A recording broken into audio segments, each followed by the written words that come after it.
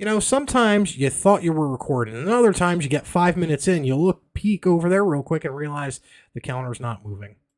My name is Dom Douglas, and I am back-to-back XWW Commentator of the Year.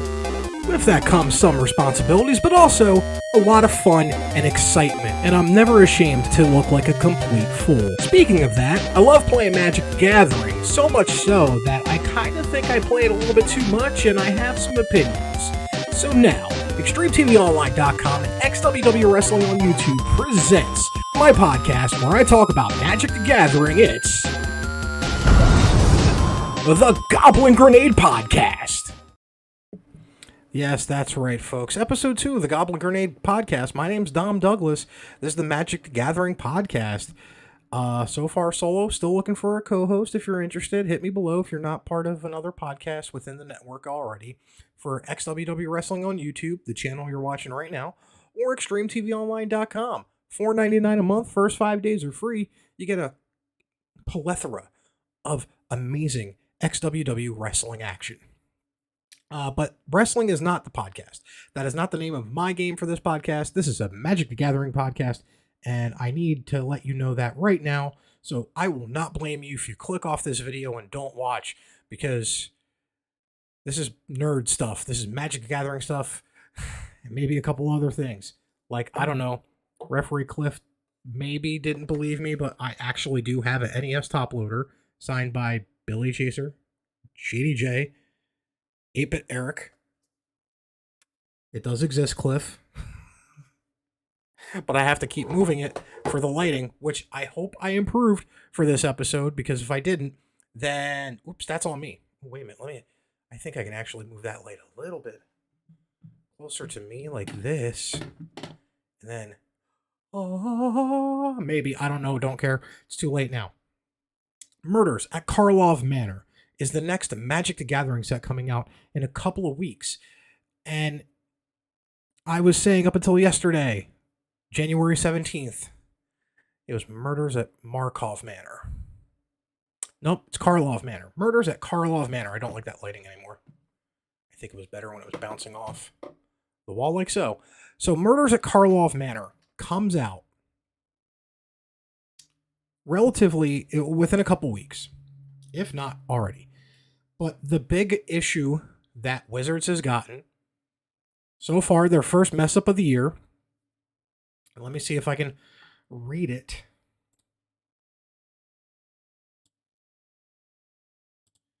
File open. I know it was. Yeah, it was. Now, Wizards of the Coast, Murders at Karlov Manor streamer event canceled. Due to unexpected circumstances, the Murders at Karlov Manor streamer event has been canceled. We understand this is disappointing to our community and hope to have more information about the future of MTG Arena streamer events in time for Outlaws of Thunder Junction. So, how does a company that's record profiting from last year manage to screw this up so bad? Well, I have a feeling that Chris Cox's, and no, I don't have to get demonetized for that, that's the guy's name, bonus and layoffs contributed to this, in the fact that they probably got rid of the team that was dealing with the streamer events and streamer passes and making sure all 600 ambassadors and whatnot and personalities in Magic the Gathering got their streamer codes so they can get the VIP access to stream the event a couple days early. Funny enough, Loading Ready Run, an amazing channel I love, I adore. They do pre-release events a week before pre-release, and for about 10 years now, give or take. And every one of these has been sponsored by Wizards. This is the first time since they started doing the pre-release that it's not sponsored by Wizards. They were weirded out about it too, because they got the pre-release kits. They got the stuff already, but Wizards is not sponsoring it. So they didn't even get that renewed. They don't know what's going to happen for the Thunder Junction, and it's one of their better, more viewed on Twitch events. And here's an issue. Also, this is trying to get your product out there to the masses, and you can't even get the streamer event right. And Also, on top of the fact that, part of that streamer event, that's what being an MTG ambassador gets you, or supposedly was supposed to get you. Now it's not going to get you the streamer event because they canceled it for everybody. So in that aspect, being an MTG ambassador and, not for nothing, selling your soul, selling out with me. Oh yeah, sell out with me tonight. And Wizards has already dropped the ball 2 events in. Is it worth it? Is the product worth it that you get for Wizards, and the fact that they do have some control over what you can say and can't say, where they can just immediately, a week or 2 before the event, cancel the streamer event? A lot of people aren't going to get affected by this as much because, let's be honest, the set's almost already out. I won't be able to do full set spoilers for this one because I'm already days late. I'm actually a week late. The whole set's probably been spoiled by the time this comes out because I'm recording this actually a day before Deadly Resolution. So this is what I was talking about differently, doing some things different. Unfortunately, I can't figure something out. I don't know why. The bottom, as you can see, has the bottom on there. I can't crop any of it out. I can't get the card just to display, no matter what I try to do. I could do it in post, but I don't want to edit these things. Not for, a laziness, but when the springtime comes, your boy's going to be busy. I also edit for other promotions as well, and other shows, and I'm going to probably be editing a podcast or 2 as well. I don't have a lot of time to do my stuff as well. So that's why I'm focusing. Let's lower the seat a little bit. That's why I'm focusing on this. Yeah, I made myself a little bit too small, actually.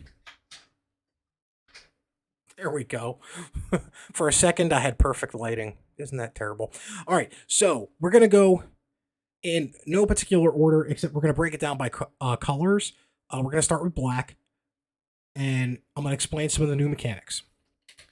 First off, we have Case of the Stashed Skeleton for 1 and a black for an enchantment. Case. It's a new type of card, but basically using the saga structure.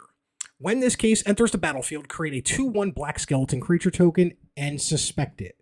If a creature is suspected, it has menace and can't be blocked. Oh, it has menace and can't block. Okay. To solve the case, you control no suspected skeletons. If unsolved, solve at the beginning of your end step. So if you have no skeletons that are suspected, you get to solve the case. Solved for 1 and a black, sacrifice this case, search your library for a card, put it into your hand, then shuffle. Activate only as a sorcery. This is this set's tutor, and it's a pretty good one if you ask me. Black has so many easy ways to sacrifice that suspected token that it could be very easy the turn after it comes out to get the best card that you need in your deck. Fingers crossed that if I press this button, it works.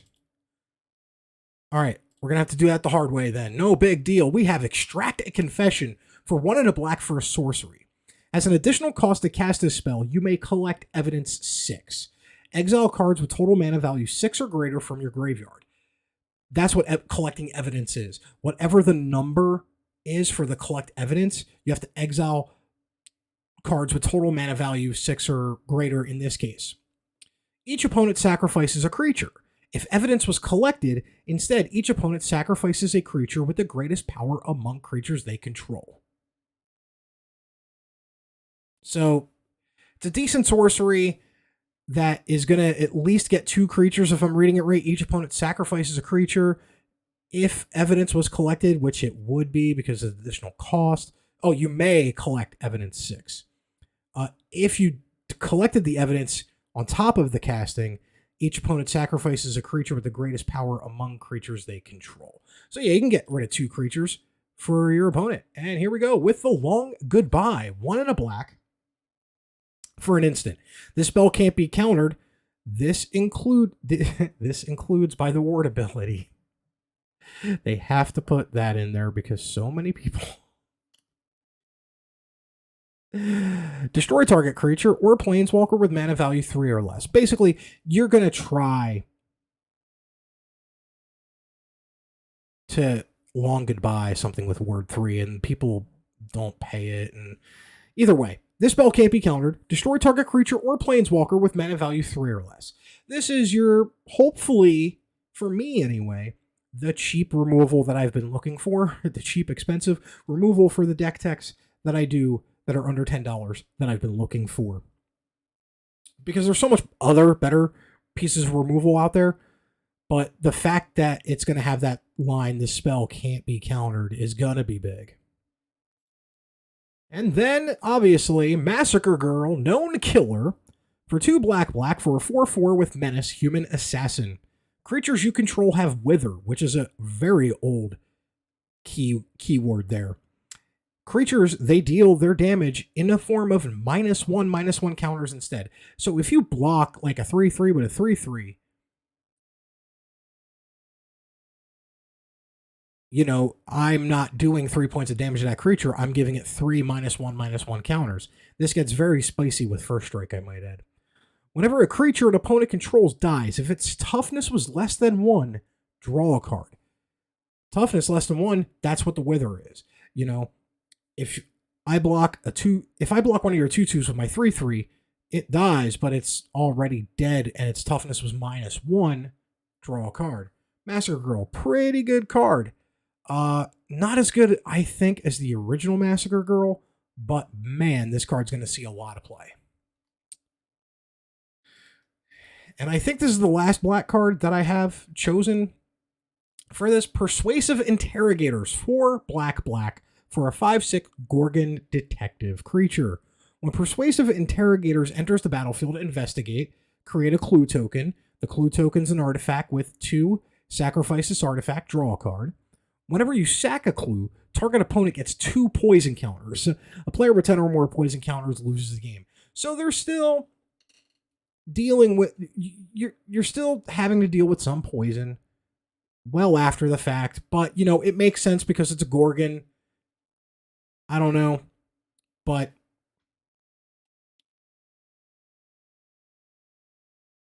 so far that's been Black's whole thing with Murders at Karlov Manor. Now, let's see if it worked. It worked, yay. It worked that time. Now we're going to go into blue. So we have Burden of Proof. For 1 in a blue enchantment aura, it's got flash, so you can cast it anytime.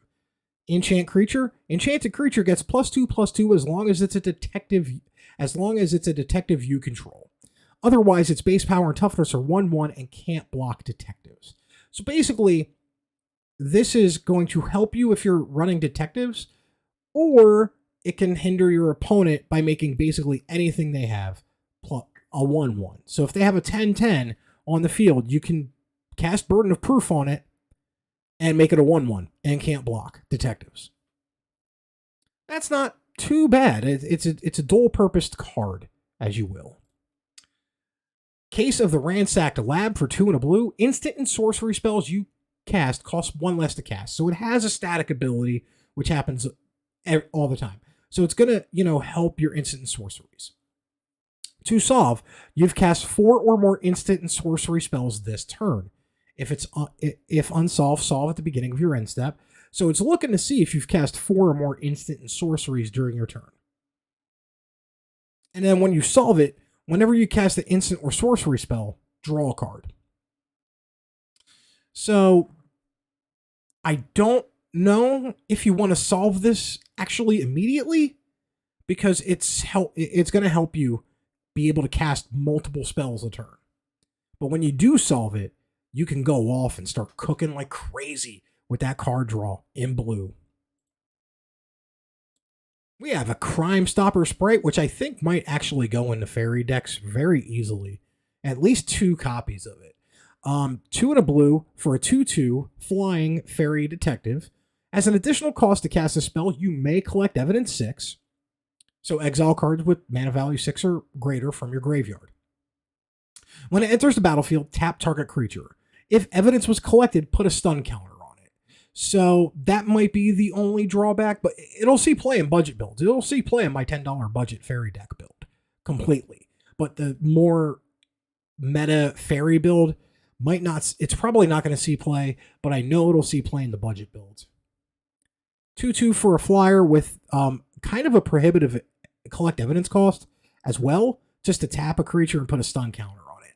Now, my $10 fairy deck, that's going to be working perfectly. But in a meta fairy deck, pass.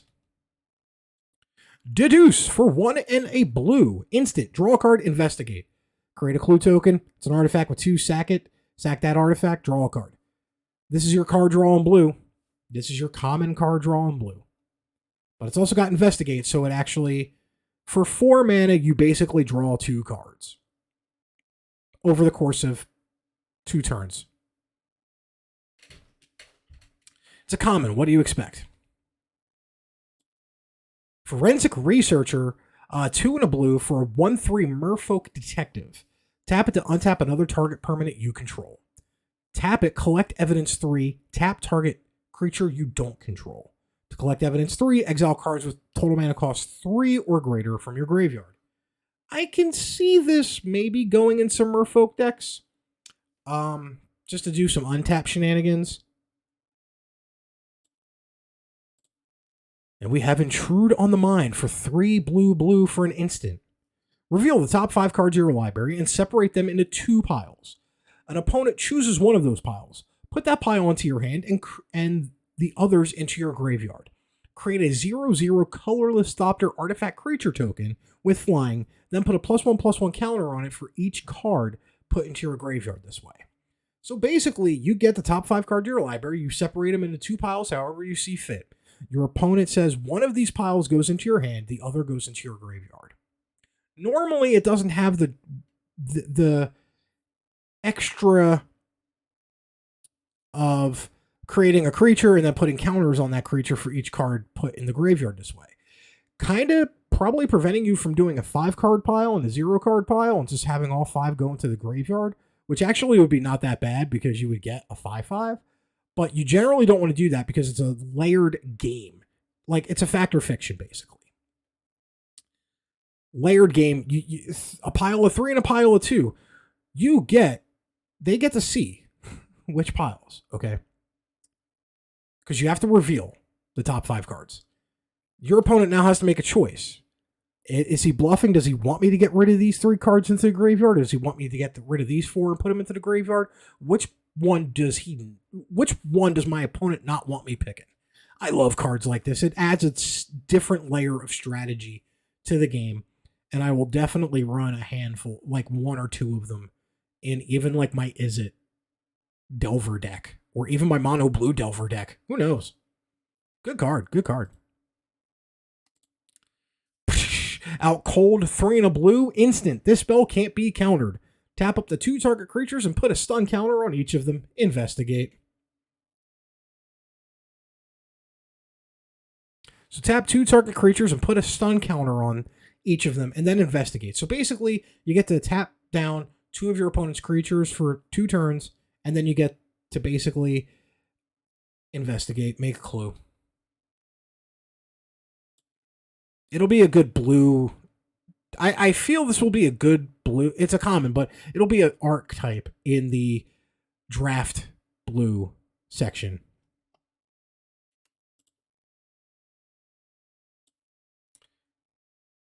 I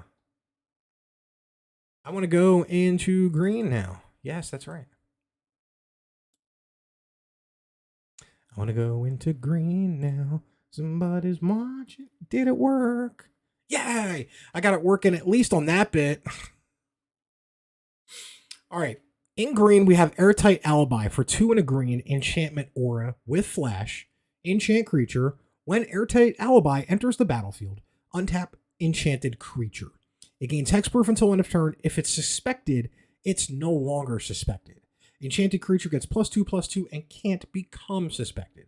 So this kind of helps you out if you have a suspected creature. You can take that right off there looking at the black case that we had where it's a 2/1 and you make a 2/1 zombie, but it's a suspected. Yeah. Analyze the Pollen for 1 green mana for a sorcery. As an additional cost, to cast this spell, you may collect Evidence 8. Search your library for a basic land card. If evidence was collected, instead search your library for a creature or land card. Reveal that card, put it into your hand, then shuffle. This is either a 1-drop, search for a basic land, or if late game, search for the creature that you need. I like it. It's pretty good. It's sleek, it's elegant, and the Evidence 8 definitely says it's kind of like a turn 4 or 5 play at that point. Axebane Ferox, 2 and 2 green. I think of something different when I hear the word Ferox. Cannibal Ferox, anybody? Don't look that up on Google. Please don't. Do not look Cannibal Ferox up. Unless you have a really good constitution. It's a 4/4 creature beast with Death Touch, haste, ward, collect Evidence 4. Whenever this creature becomes the target of a spell or an ability an opponent controls, counter it unless that player exiles cards with total mana value 4 or greater from their graveyards. I could see this. See a main deck play in almost a lot of green decks, but I can also see it in the sideboards of green decks with a lot of the graveyard shenanigan decks. Because the graveyard shenanigan decks, especially the ones that came out in Lost Caverns of Ixalan, don't want to get rid of their graveyards. They want it as big as possible because that pumps the team and they can recur everything. So yeah, I can see this going in sideboards in green decks to, prevent graveyard Golgari decks from happening. We have Culvert Ambusher, 3 green for a 4/5 Warm Horror. When Culvert Ambusher enters the battlefield or is turned face up, target creature blocks this turn if able. Disguise 4, new mechanic alert. 4 and a green to disguise. You may cast this card face down for 3. This is Morph, and this is why. This is like a new version of Morph, and now I know why they put Konzatark here when they did in Arena, to remind people and the new people who've never experienced face down cards before. This is what Morph is. As a 2/2 creature with Ward 2. Okay, it's a little different. Remember, when they rename these things, they make it more power creepy and more ward heavy than just, play this creature as a 2/2 for 3, face down. Turn it face up anytime for its disguise cost. And that can be in combat, that can be on your main step, that can be on your end step, that can be on your opponent's turn, because it says turn it face up anytime.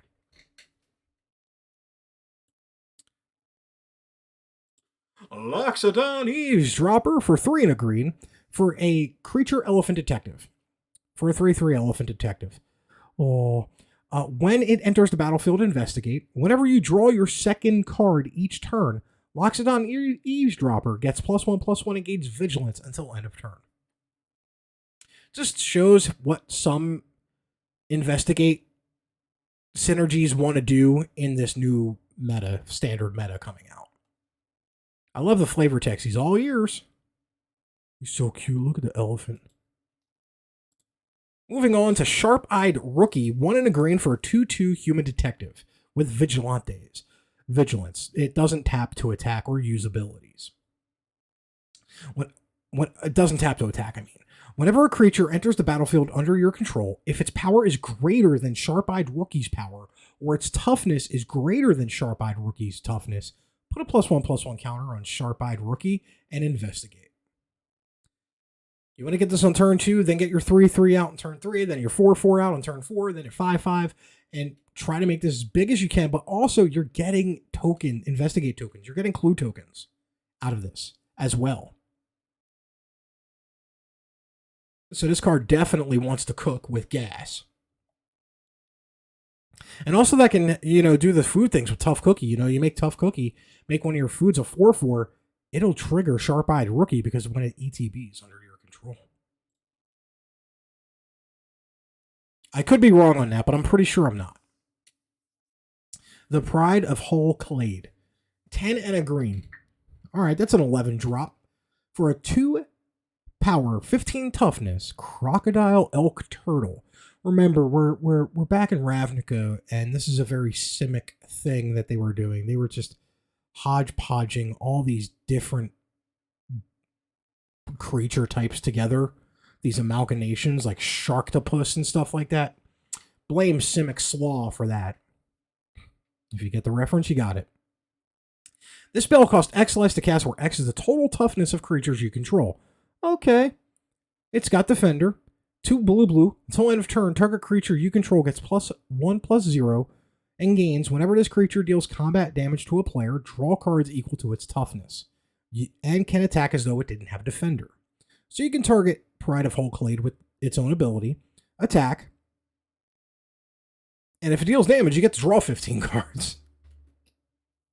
They've always wanted to do this with Defender decks too, like Defender.deck, where basically you just put a bunch of big butt defenders in play, and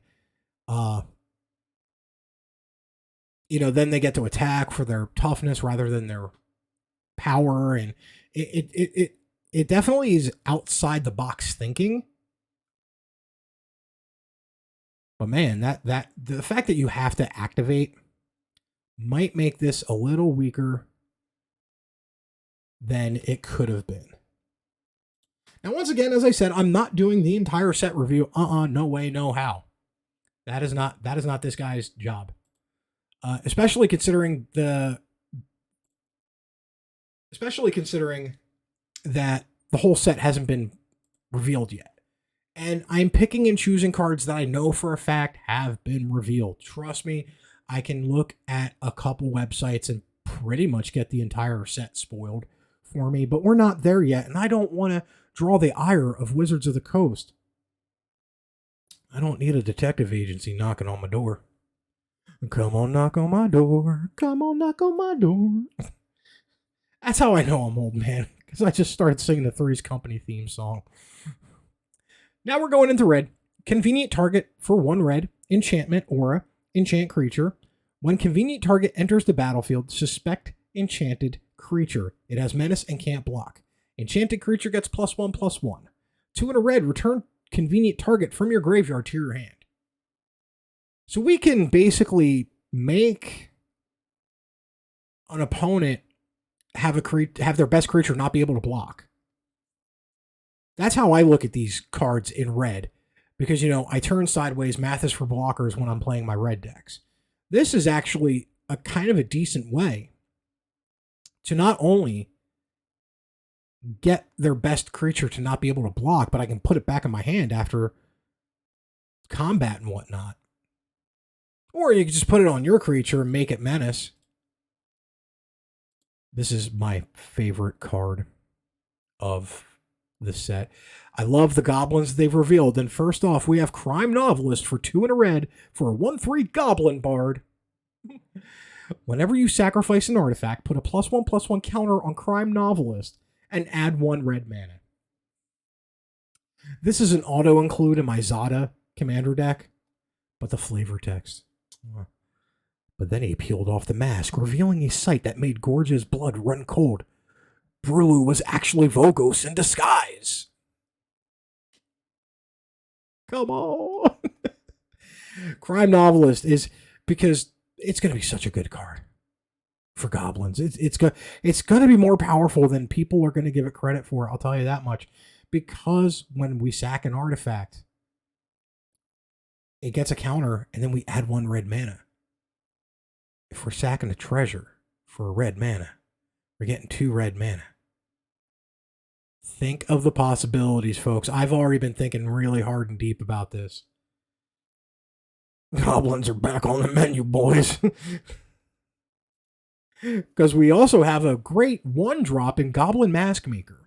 For a 1/2, Goblin Citizen, whenever Goblin Maskmaker attacks, face down spells you cast this turn cost 1 less to cast. That's pretty cool. That's pretty unique ability in goblins. When you can't show your own face, try one of mine as a flavor text. I like the body on it though. A 1/2 for 1. It doesn't have haste, but it's got a bigger butt on it at least. So it can at least trade with the turn 1 Mentor or Swift Spear. Harried Dronesmith for 3 and a red for a 2/3 Human Artificer. At the beginning of combat on your turn, create a 1/1 colorless Thopter artifact creature token with flying. It gains haste until end of turn. Sack it at the beginning of your next end step. This is going to go great in Urbrask Forge decks. This is going to go great with Oni Cult Anvil. This is going to go great with Artifact, even sacrificing stuff. It's going to go great in those decks. Because every turn, you're making a 1/1, and you have to sack at the beginning of your next end step. So after combat on your second main phase, you can sack that artifact for value before you lose it. Pyrotechnic Performer, a 3/2 Vashino Assassin for 1 and a red. With Disguise red, you may cast this card face down for 3 as a 2/2 creature with Ward 2. Turn it face up anytime for its disguise cost. When Pyrotechnic Performer or another creature you control is turned face up, that creature deals damage equal to its power to each opponent. So flip the Pyrotechnic Performer for its minimalistic disguise cost.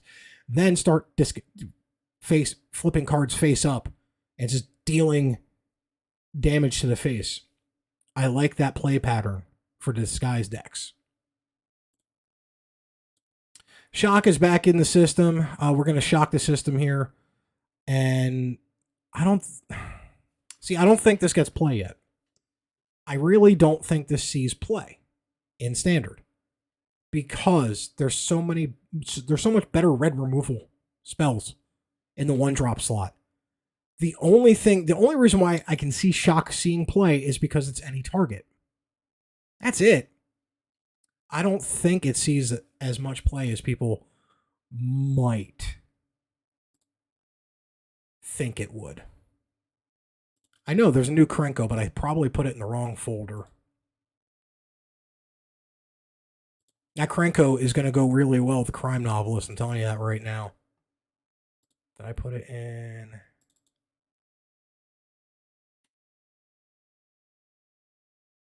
All right. I found my error. I put it in with the gold cards, which is next anyway. Krenko, Baron of Tin Street for 2 and a red for a 3/3 legendary creature goblin with haste. Tap it, sack an artifact, put a +1/+1 counter on each goblin you control. Goblins are back on the menu. Whenever an artifact is put into the graveyard from play, you may pay a red. If you do, create a 1/1 red goblin creature token that gains haste until end of turn. Do you see the combo? Do you see the combo time happening here with this and the Novelist? You sacrifice an artifact to get a red mana with the Novelist. Then, while that it does go into the graveyard for a split second and then disappears, but it still activates that you can pay red to create a 1/1 goblin creature token. I am going to have so much fun with these two cards in Standard, in Timeless, in Explorer.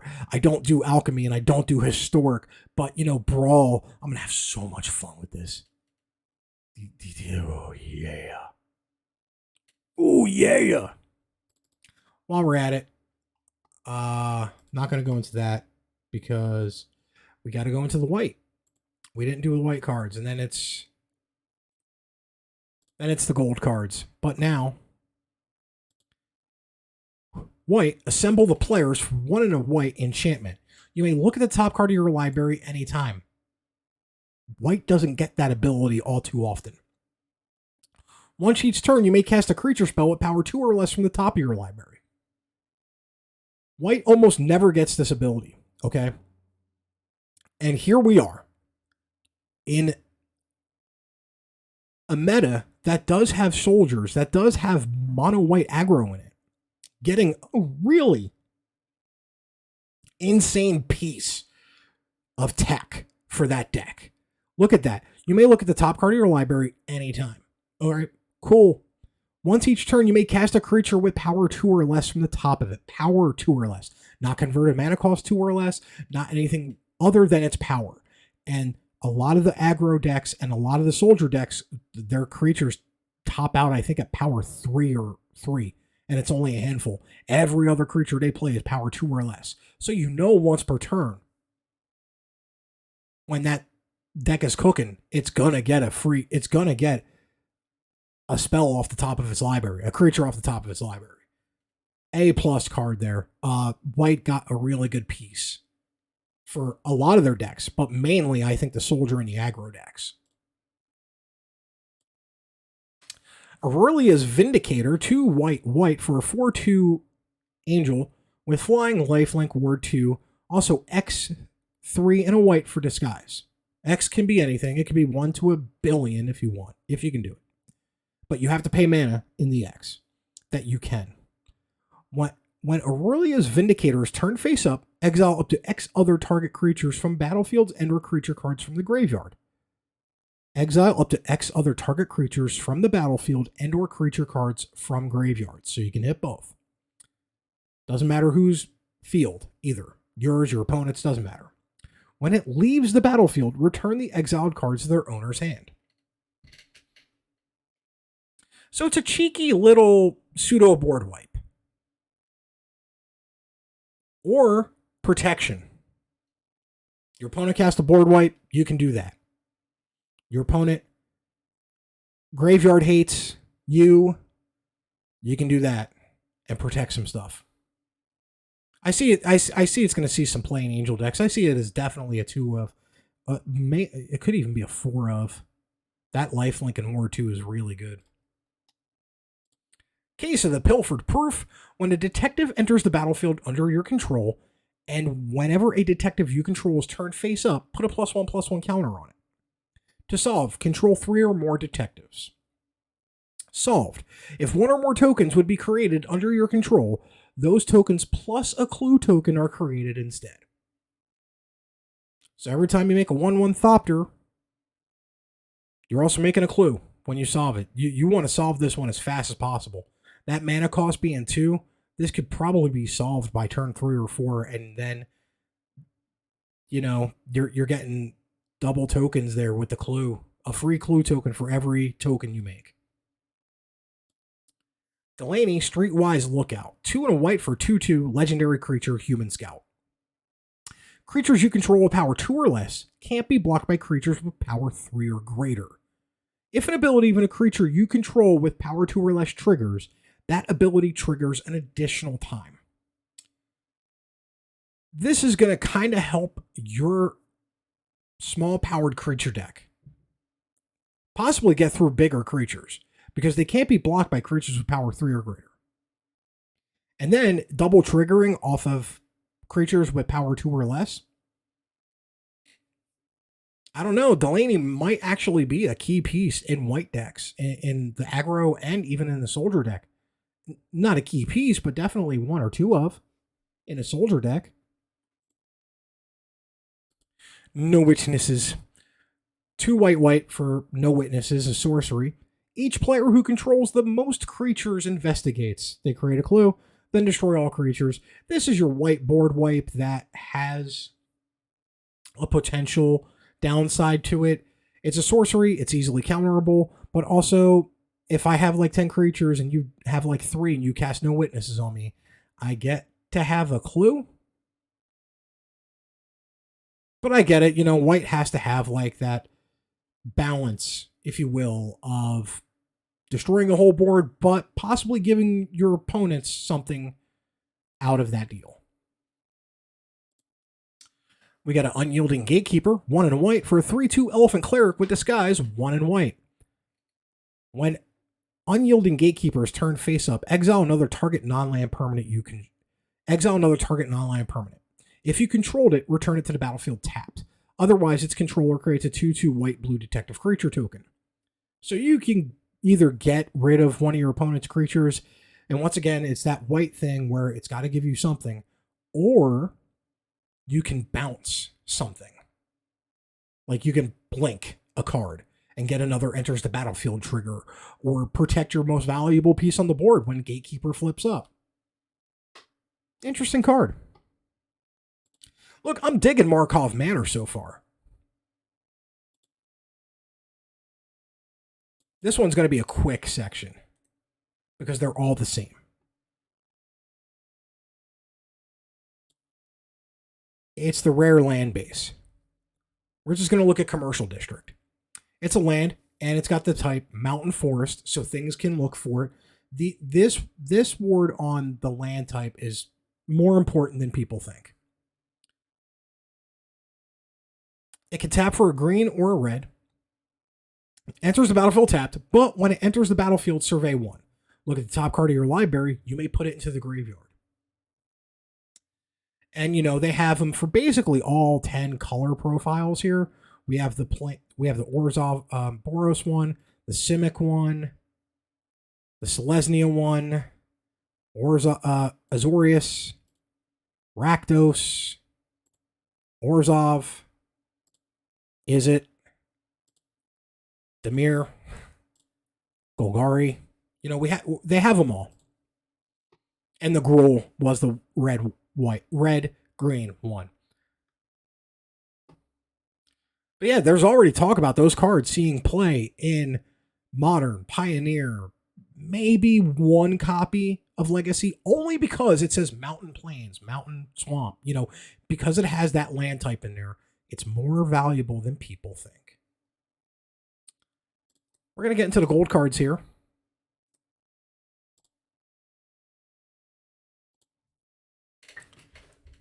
Real quick, we have Argus Kos, Spirit of Justice, a 2 red-white for a 2/4 Spirit Detective.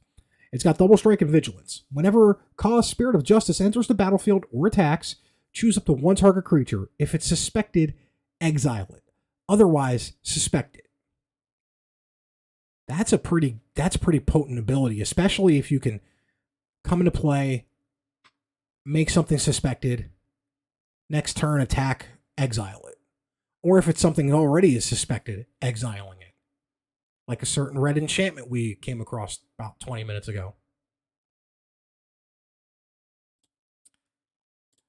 One of the first cards that were spoiled, Alquist Proft, Master Sleuth for 1 white-blue for a 3/3 human detective with vigilance. When this enters the battlefield, investigate. X white, blue, tap, sack a clue, you draw X cards and gain X life. Supreme Verdict on a stick. It's pretty good. I'm excited for this. This is a much needed reprint Assassin's Trophy for a green and a red. A black and a green. Destroy target permanent an opponent controls. Its controller may search their library for a basic land card, put it onto the battlefield, and shuffle. This hits everything. Planeswalkers, Praetors, hits Sheridan very easily, hits Millennial Clock, hits everything but lands. Actually hits lands too, as a matter of fact. Destroy target permanent. It is so indiscriminate and is so exquisite, and I'm surprised it took them this long to reprint it in a standard set. Because we got stuff like Aurelia, the Law Above, for 3 red-white, for a 4/4 flying vigilance haste angel creature. Whenever a player attacks with 3 or more creatures, you draw a card. Whenever a player attacks with 5 or more creatures, Aurelia the Law Above deals 3 damage to each of your opponents and you gain 3 life. Alright, first off, in Standard, this is going to be stupid good. Stupid good. Second, in Commander, that's a 9-point life swing. You're going to gain 9 life, your opponent's getting dealt 3 life. I don't think it's going to be a Commander. It probably will be, who am I kidding? But it will definitely be a great piece in the 99. Errata, Deadly Fugitive for 1 blue and a black for a 1/4 Vampire Assassin. Vampire Assassin. Leave me alone, I've been talking for 45 minutes straight. It's got Death Touch. Face down creatures you control have 2 blue, black. Turn this creature face up. If you can't, exile it. Then you may cast the exile card without paying its mana cost. Whenever an assassin you control deals combat damage to an opponent, cloak the top card of that player's library. So cloak, I don't know what that is. I think it could just be making it go disguised face down, like basically turning it face down. Interesting.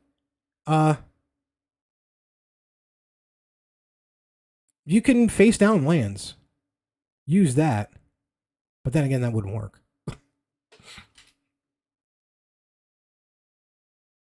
If it's a spell, though, that'll work. Judith Carnage Connoisseur. Now, some people have been saying this has some, is it like abilities? It's a 3/4 human shaman, legendary creature. Whenever you cast an instant or sorcery spell, choose one. That spell gains Death Touch and Lifelink. Create a 2/2 red imp creature token with, when this creature dies, it deals 2 damage to each opponent. I can see where it's coming from. Whenever you cast an instant or sorcery spell, choose one. The last time I saw Judith, I think it was when a creature dies, it deals 1 damage. Non-token. This time we're making tokens, and basically our instant and sorcery spells gain Death Touch and Lifelink. So say End the Hostilities come out, where it deals 1 damage to each of your opponent's creatures, and you have Judith the Carnage Connoisseur out in play. Creature got dealt 1 point of damage, even if it's got 20 health, 20 toughness. Your spells have a Death Touch. This is going to be a really fun card to play with. I know for a fact I'm getting a playset. Just because I like the fact that all my instant and sorceries are going to have Death Touch. Planeswalker time. Kaya, Spirit's Justice for 2 white and a black for a 3 loyalty Planeswalker with a static ability.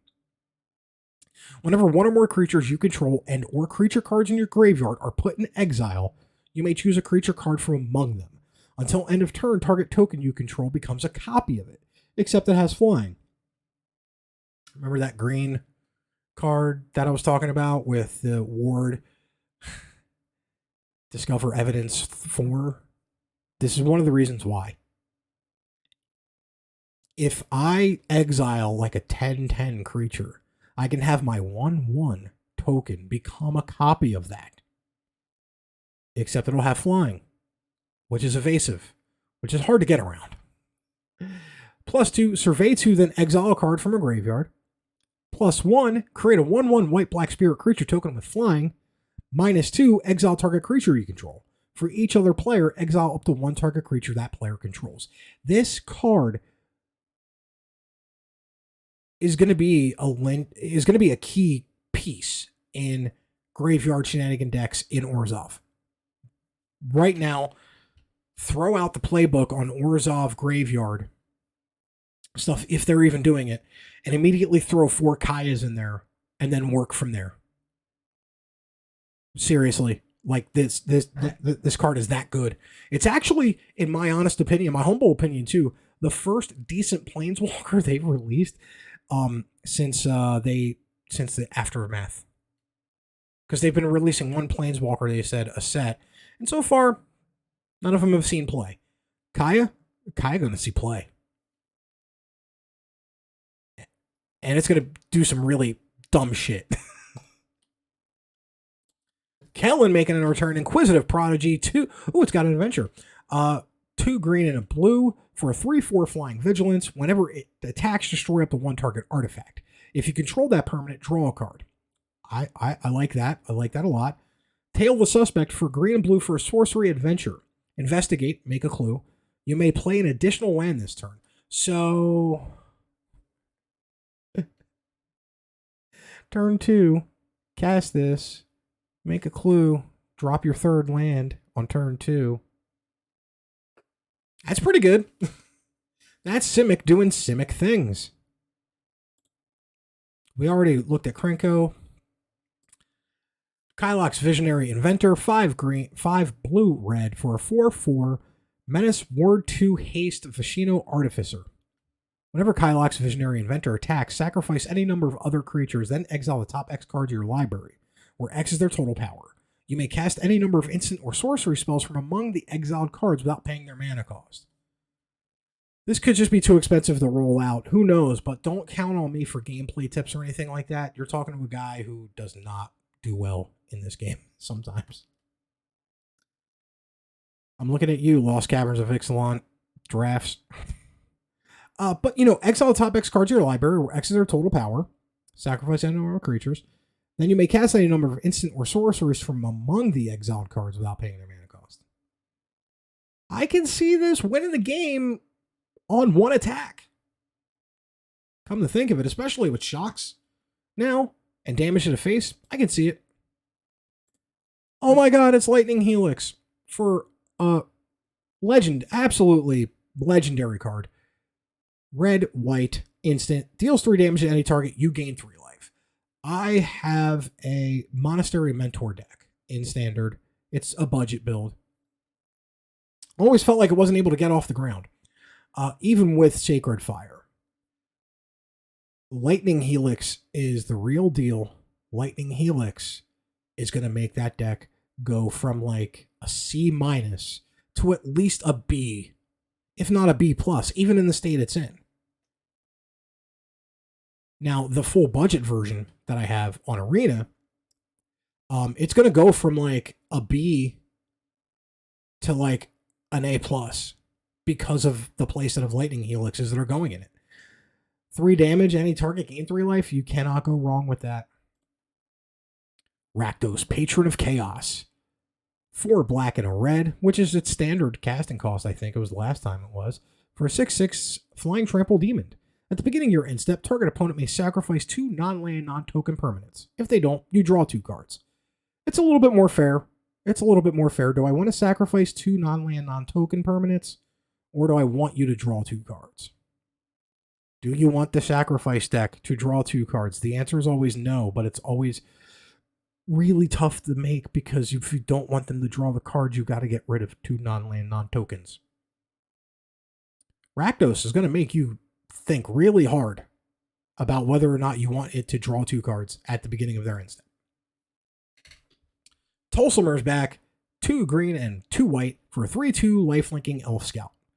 When it enters the battlefield, create Voja Fenstalker, a legendary 5/5 green and white wolf creature token with trample. It's gotten bigger since the last time Tulsimer's been here, and his friend Voja. Whenever a wolf you control attacks, if Tulsimer attacked this combat, target creature an opponent controls blocks that wolf if able. You can force their 2/2s to block the 5/5. Wow, that's pretty good. Trostani, Tree of Whispers, a green and white and a hybrid green and white, so it's 3. For a 4/4 Dryad. 1 and a green, target creature gains Death Touch until end of turn. Okay. The hybrid green-white, target creature gains Vigilance until end of turn. 2 and a white, target creature gains Double Strike until end of turn. And that can happen at any time. So you have to block the decks that have Trostani 3 Whispers on the field. Because you could just give it Double Strike anytime. Vanifer, Evolved Enigma. 2 blue-green for a 3/4. Elf Ooze Wizard. Okay. Simic doing Simic things in Ravnica. That's what I'm saying. At the beginning of combat on your turn, choose one. Cloak a card from your hand. Ooh, we get to find out what Cloak is. Put it onto the battlefield face down as a 2/2 creature. Yeah, that's what Cloak is. I kind of figured it. Turn it face up anytime for its mana cost if it's a creature. Put a +1/+1 counter on each colorless creature you control. That's what Cloak is. And now finally, ending things off, there is a clue set, the board game Clue, that you can buy with Magic the Gathering cards. It's a whole set. I think it's going to be for like $80, and it comes with a couple packs and whatnot.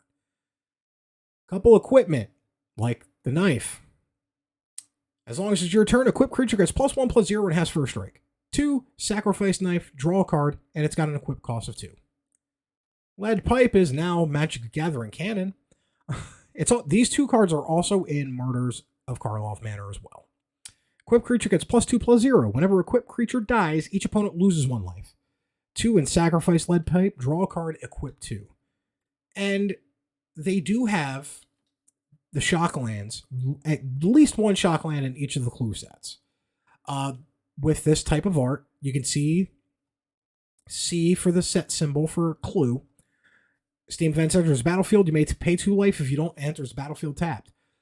They're called Shocklands because if you want it untapped when it comes in, pay 2 life, and you have an Island Mountain that can tap for blue or red once it comes into play. And also, once again, it's got that important Island Mountain fixation. So yeah, I'm excited for Martyrs of Markov Manor. I know I would like to do the pre-release for Markov Manor I would like to go to the store and just play all day. I would like to do the 3 event if I can, but we'll see what happens.